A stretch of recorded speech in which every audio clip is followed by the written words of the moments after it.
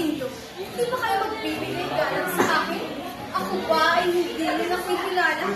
Well, ako, si Don Filomena de los Reyes de Tignan niyo ako, wala sa akin.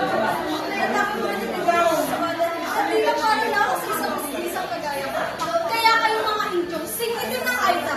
Dapat niyo ako kilala.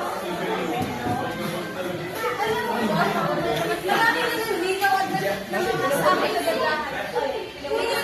Iginamoy ko sila. Kasi naman, baka na yung magpapakasal.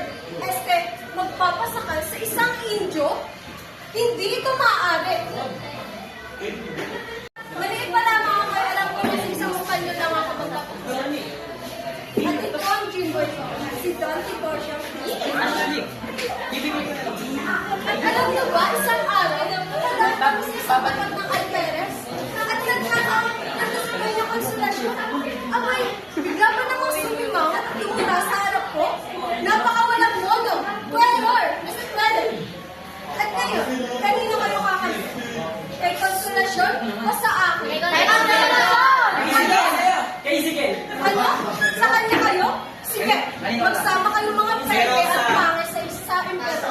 Kami lang mistisang sosyal ang nararapat sa lahat.